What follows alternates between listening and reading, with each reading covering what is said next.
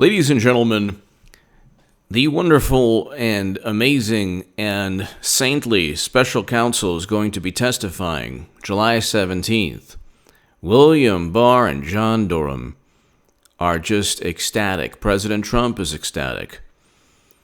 And it's difficult for me to believe that President Trump would make the same mistake twice. Sessions was an abomination.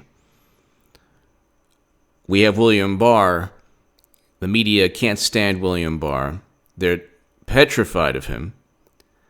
John Durham has an ongoing criminal probe to see if crimes were committed. We know there were numerous crimes committed with fabricating the entire Trump working with Russia collusion nonsense.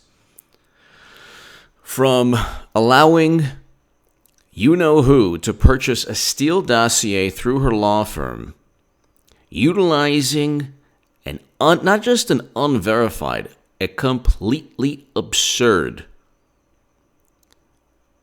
dossiers that was compiled, by the way, with foreign sources, and if you want to get technical, or not even, if you just, it is what it is. The Steele dossier was compiled with help from one active Russian intelligence source. Democrats used that. Government officials from Russia, Democrats used that. They had no problem at all. They had no problem at all utilizing information derived from sources that were linked to Russian government officials. So when you hear all this nonsense, this cloak and dagger nonsense, sources and methods, we have to watch our sources and methods. This is not national security. Even if everything took place that they say took place, it still wouldn't be national security. The DNC is a private entity. And if my article below in the Federalist that Rush Limbaugh talked about for 2 days on his show, very happy about that, very honored.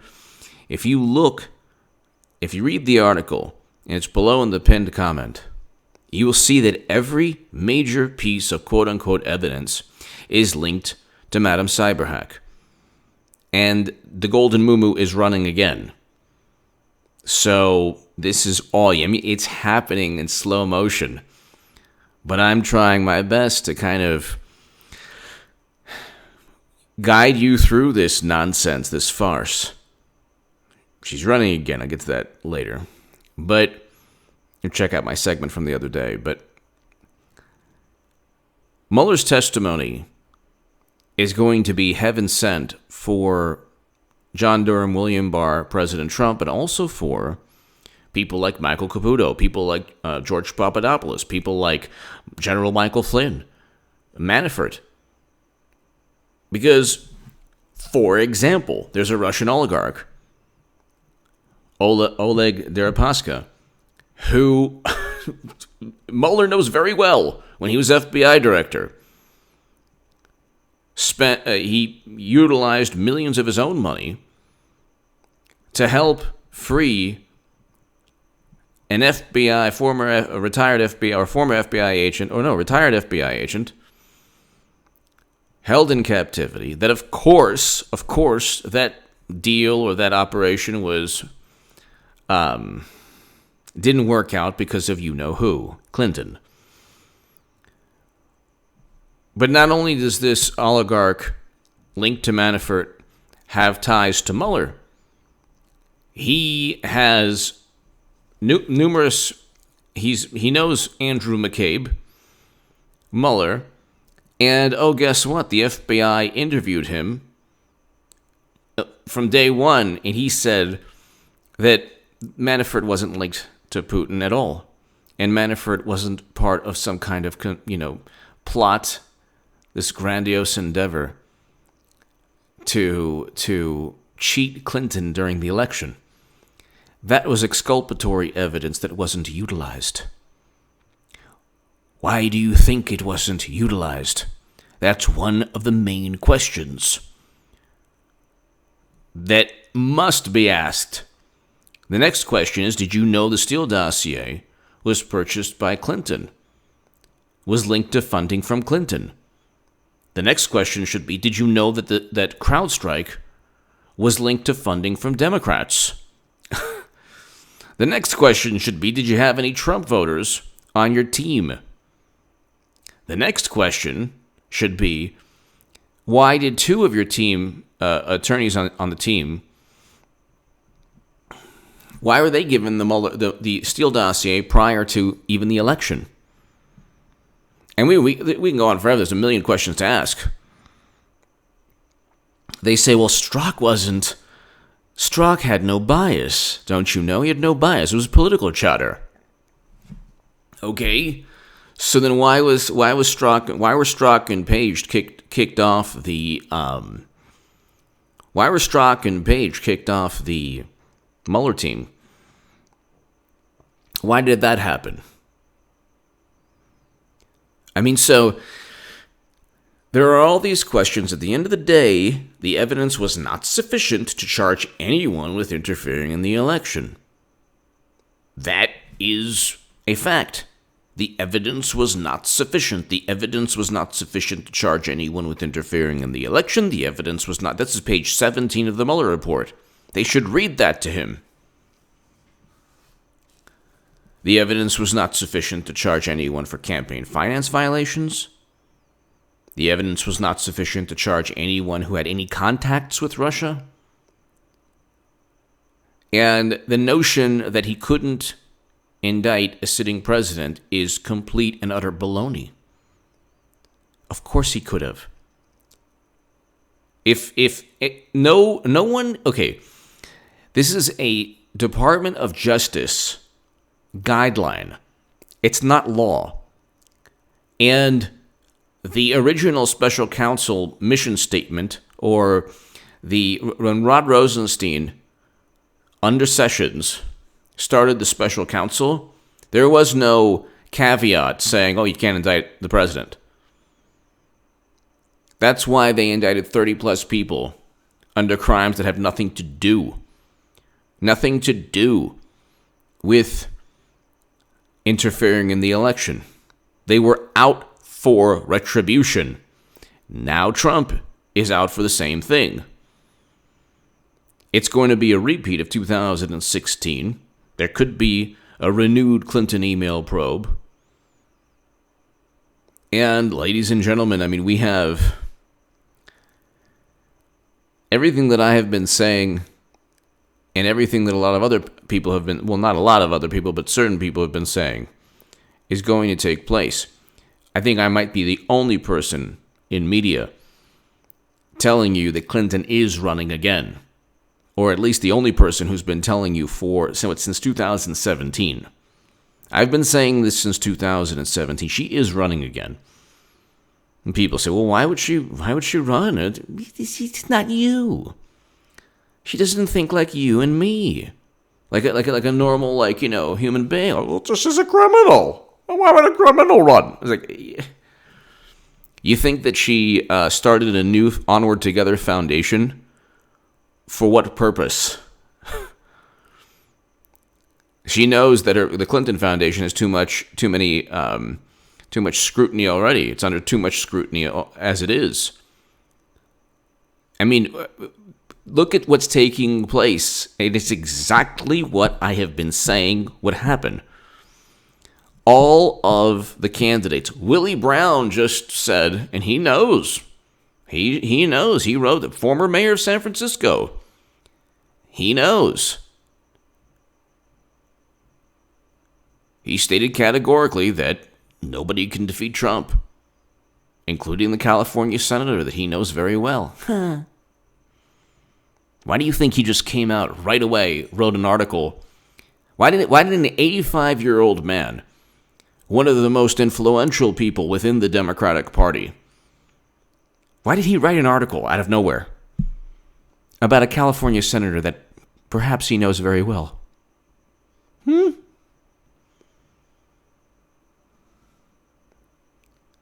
Why do you think he did that? So, I mean, all of this, we will see when Clinton runs, we will see that it was all a campaign stunt. And if it plunged the country into turmoil, well, so be it. That's what needed to take place for Democrats to regroup. That'll be their mentality, whether they admit it or not. Doesn't matter if it happened. See, the thing is, at this point right now, they don't understand. They have no concept of hypocrisy. They have no concept of right or wrong.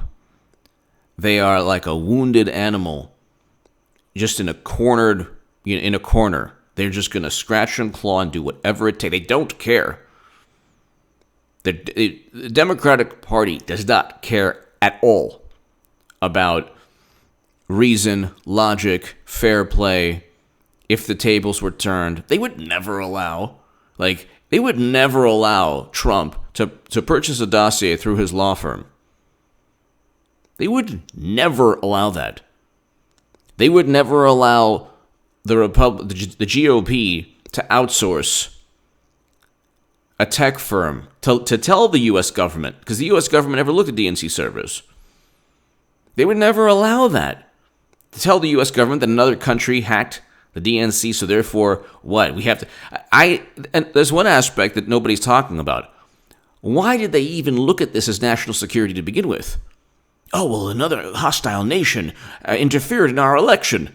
Nobody knows why they would want Trump over Clinton. Clinton, if anything, there's William D. Campbell, who was an informant for the FBI, who stated that he heard Russian lobbyists bragging about their influence over the Clinton Foundation. 20% of U.S. uranium capacity under President Obama was sold. The deal went down, could have been vetoed by Obama. Even Snopes talks about that. And Democrats instinctively, it's like this reflexive, it's debunked. It's like, no. 20% of U.S. uranium capacity was sold under President Obama's administration. It debunked. No. There was a deal that went through, and it took place. Council on Foreign, what was it? The Committee on Foreign Investment. They allowed it to happen. So what? Democrats think that if the government allows something to take place, there was never any foul play to begin with. So they pick and choose. Liberals are very interesting. They're like, you have to respect James Clapper and John Brennan and Peter Strzok and Lisa Page and James Comey and Andrew McCabe, but Trump is bad. So they pick and choose. The executive branch is bad, the actual guy we elected, but unelected officials are fantastic. And then never trust the police, but then trust the police sometimes, only when it serves the Democratic Party's interests. Then you trust law enforcement. So they're all over the place. But there's a million questions they can ask Mueller. And Mueller's testimony is not going to work out for them. Mueller is not a political creature. We saw this when he had his awkward, strange, almost eccentric, I wouldn't say eccentric, but very awkward, like a fish out of water, press conference, where he stated in the press conference, "This is the last time you'll be hearing from me." And it's like, no, now he's being forced to testify. The guy, this is not going to work out well for Democrats because the guy doesn't want to testify, okay? He doesn't want to testify. So they're like, we're going to have Mueller testify. Yeah. And the report came out, and there's not sufficient evidence to do anything. Then they're like, oh, it's obstruction. It's like, no, it's not. Most of the accusations regarding obstruction are hearsay and gossip. Well, Comey said this in his notes. Well, how do we know? How do we know they're accurate? Comey's memos. Could you imagine if there were memos against Clinton? The first thing they'd say is, well, we have no proof. That's what they said about William D. Campbell. He has no proof. It's just his viewpoint. Well, you went out, you listened to Joseph Mifsud, and then Joseph Mifsud walked. He actually walked back everything that Alexander Downer said. He stated, which he didn't state. I mean, when the layers of all of this are peeled back, and they're slowly being peeled back, we'll see just immense criminality, deceiving FISA judges. I mean, look, I'm just waiting for the Inspector General report to come out. The IG report's going to come out, and it's going to be,